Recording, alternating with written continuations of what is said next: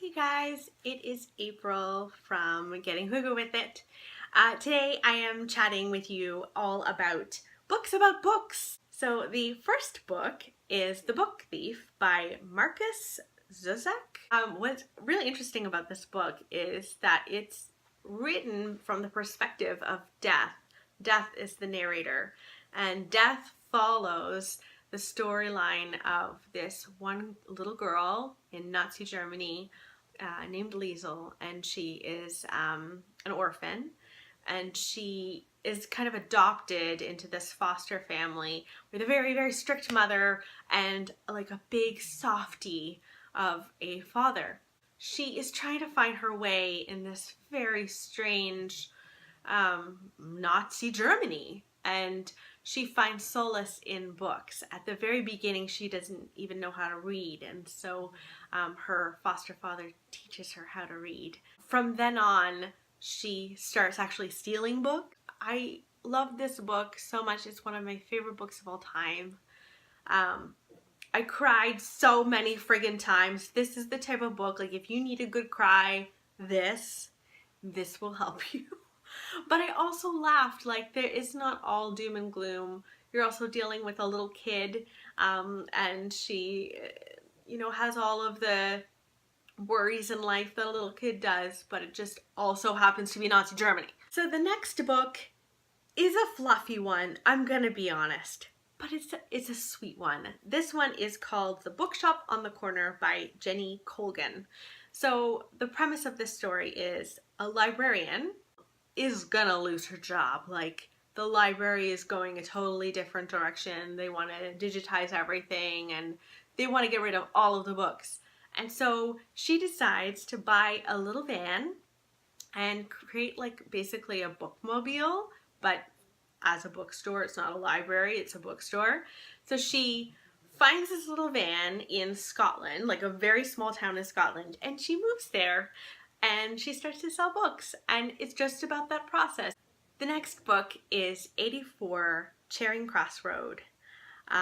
This is by Helen Hanff. It's actually a true story. It is a book of letters that the author actually wrote to a secondhand bookstore in London, and she is trying to find certain books, and she starts this correspondence with this bookstore, and I just loved this. I picked it up. It's very, very small. It's like, I think it's like 100 pages.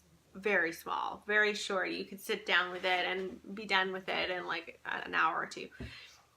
And yeah, I just fell in love with the characters. She's from New York, they're from London, and she's sassy and they're not. It's just a really comforting read. So the next book about books is Disclaimer by Renee Knight. This is like a thriller. So this woman, I think she's a filmmaker or documentary filmmaker, something like that.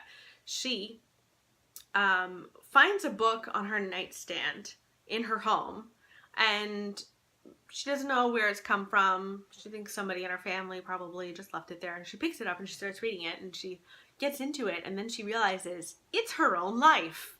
She's trying to figure out, like, how does someone know all of this?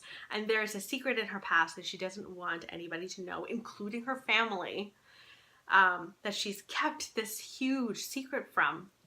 She's trying to figure out who is the author of this book, and how do I, get them to back down, because it doesn't seem like the author of this book is going to back down, and it's just going to keep coming after this woman. I thought this one had so many twists and turns and was so scary. The concept of picking up a book and then finding your life in it, and a life that you don't want to share, is petrifying to me.